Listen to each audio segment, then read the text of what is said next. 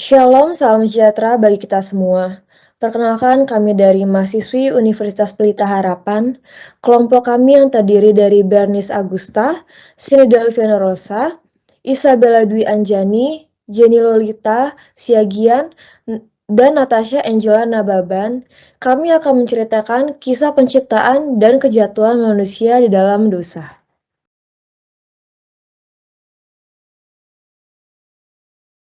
Dimulai dari kisah penciptaan. Hari yang pertama, Tuhan menciptakan terang dan gelap. Pada mulanya, Allah menciptakan langit dan bumi. Bumi belum berbentuk dan kosong. Gelap gulita menutupi samudera raya. Dan roh Allah melayang-layang di atas permukaan air. Berfirmanlah Allah, jadilah terang, lalu terang itu jadi.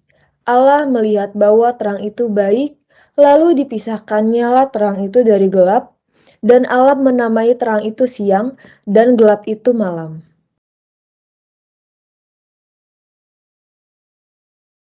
Hari kedua, Allah menciptakan cakrawala.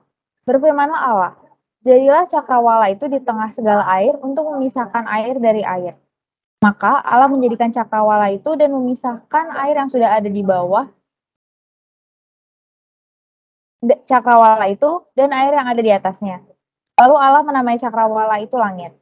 Berfirmanlah Allah, hendaklah segala air yang ada di bawah langit berkumpul pada satu tempat, sehingga kelihatan yang kering. Lalu Allah menamai yang kering itu darat, dan kumpulan air itu dinamai laut.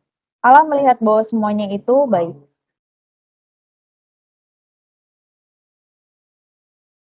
Hari ketiga, Tuhan menciptakan darat, laut, dan tumbuhan.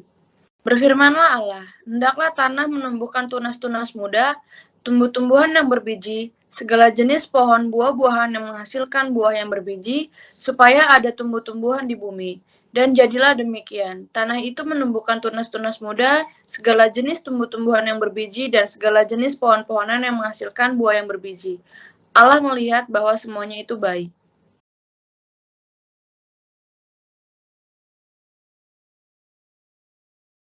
Yang keempat, Tuhan menciptakan matahari, bulan, dan bintang.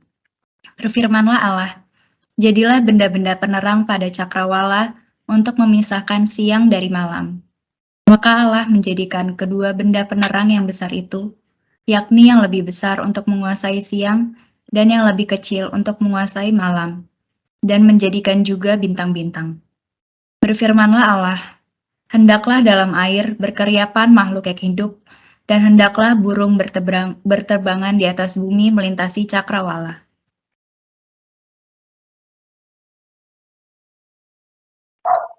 Hari kelima, Tuhan menciptakan binatang di air dan di udara. Maka Allah menciptakan binatang-binatang laut yang besar dan segala jenis makhluk hidup yang bergerak, yang berkeriapan dalam air, dan segala jenis burung yang bersayap. Allah melihat bahwa semuanya itu baik.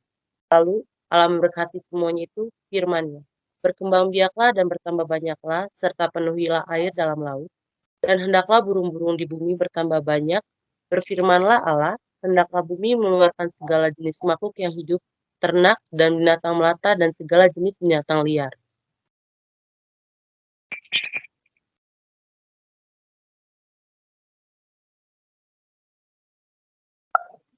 Hari yang keenam, Tuhan Allah juga menciptakan manusia. Tuhan Allah mengambil debu tanah liat,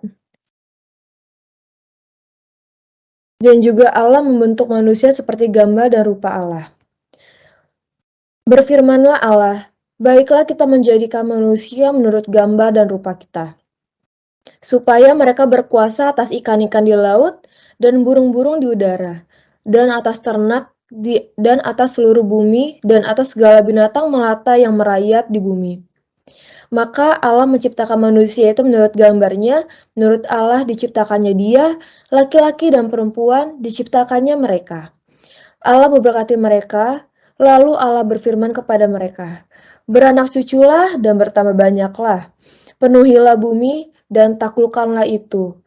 Berkuasalah atas ikan-ikan di laut dan burung-burung di udara, dan atas segala binatang yang merayap di bumi. Demikian langit dan bumi telah selesai. Dan pada hari ketujuh Tuhan mengakhiri pekerjaan yang telah dibuatnya. Dan dia beristirahat pada hari ketujuh dan semua pekerjaan yang dia buat. Dan Tuhan memberkati hari ketujuh dan menguduskannya, karena di dalamnya dia telah beristirahat dari semua pekerjaannya yang Tuhan ciptakan dan dia buat.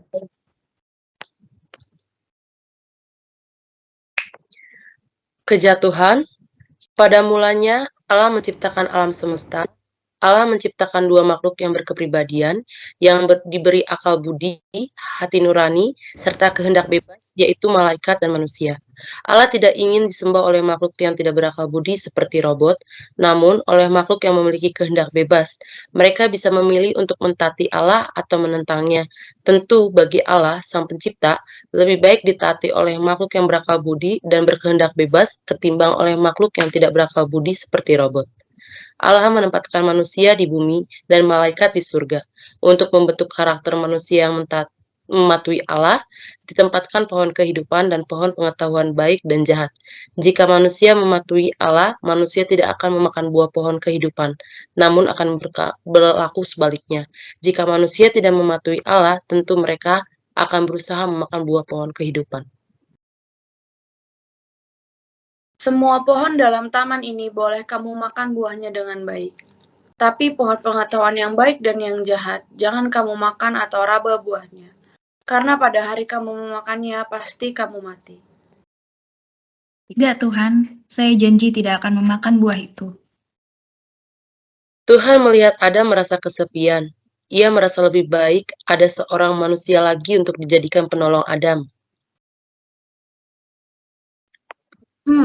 Kasihan Adam. Aku akan menciptakan manusia sebagai penolong yang sepadan dengan dia untuk hidup. Lalu Tuhan Allah membuat Adam itu tidur. Tuhan mengambil salah satu rusuk daripadanya, lalu menutup tempat itu dengan daging, dan rusuk yang diambil Tuhan Allah dari Adam itu, dibangunnyalah seorang perempuan, lalu dibawanya kepada Adam. Inilah dia, tulang dari tulangku dan daging dari dagingku. Ia akan dinamai perempuan, sebab ia diambil dari laki-laki. Sejak saat itu mereka menjadi suami istri. Namun suatu saat si iblis menjelma menjadi ular, ia berusaha membujuk manusia itu jatuh ke dalam dosa. Semua pohon dalam taman ini jangan kamu makan buahnya, bukan? Pohon-pohonan yang ada di dalam taman ini boleh kami makan. Tetapi tentang buah yang ada di tengah-tengah taman adalah pohon pengetahuan yang baik dan yang jahat, tidak boleh kami makan. Nanti kami mati. Sekali-kali kamu tidak akan mati. Jika kamu makan, matamu akan terbuka dan sama seperti Allah, tahu mana yang baik dan yang jahat. Hawa pun tergoda, ia melihat buah itu tampak sedap. Hawa pun memakannya, ia juga membujuk suaminya untuk memakan buah itu. Walaupun Adam enggan, ia tetap memakannya karena bujukan istrinya. Maka mata mereka terbuka, mereka tahu mereka telanjang, mereka pun menyamat cawat daun sebagai penutup diri mereka. Tiba-tiba Tuhan memanggil mereka saat berjalan-jalan di taman itu. Adam, Hawa, di manakah engkau? Saat kami mendengarmu, kami bersembunyi, karena takut Tuhan, sebab kami telanjang. Apa yang sudah kamu perbuat, Adam? Dari mana kamu tahu bahwa kamu telanjang? Apakah kalian makan buah dari pohon yang kularang? Perempuan yang kau tempatkan di sisiku ini yang mengajakku untuk memakan buah itu. Ular itu yang membujukku, makanya aku makan. Ular, terkutuklah engkau di antara bintang hutan. Dengan perutmu kamu akan menjalar dan tanah menjadi makananmu. Aku akan mengadakan permusuhan denganmu dan perempuan antara keturunannya dan keturunanmu. Keturunannya akan meremukkan kepalamu dan keturunanmu akan meremukkan tumitnya. Hawa, kau akan mengandung anakmu dengan susah payah dan melahirkannya dengan penuh kesakitan. Adam, kau akan bersusah payah mencari rezeki dari tanah seumur hidup. Semak duri dan rumput akan dihasilkan olehmu, dan tumbuhan di padang menjadi makananmu. Kau akan berpeluh mencari makananmu dan kembali lagi menjadi tanah. Lalu Tuhan membuatkan mereka pakaian dari kulit binatang, serta mengusir mereka dari Taman Eden, supaya mereka mengusahakan tanah di bumi. Sejak saat itu, pohon kehidupan di Taman Eden dijaga oleh kerub dengan pedang menyebar-nyebar untuk menjaga jalan pohon kehidupan, supaya tak ada manusia yang mengambil dan memakan buah pohon itu sehingga hidup abadi.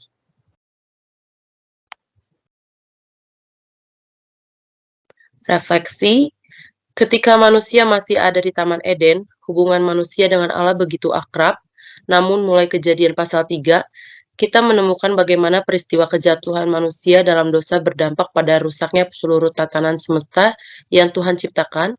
Dosa sudah merusak hubungan pribadi manusia dengan Allah, hubungan manusia satu dengan yang lainnya, dan juga merusak hubungan manusia dengan alam ciptaan. Dan Allah yang berinisiatif ingin memulihkan keadaan itu seperti rencananya semula. Melalui peristiwa penciptaan dan kejatuhan manusia, kita diingatkan bahwa seluruh makhluk ikut ditaklukkan kepada kesia-siaan oleh kehendak Allah, sehingga pada hakikatnya seluruh makhluk di muka bumi ini tanpa terkecuali merindukan pemulihan hubungan dengan Allah, agar semua kembali kepada rencana Allah sejak semula, yaitu semua amat sangat baik. Sekian dari kelompok kami. Terima kasih.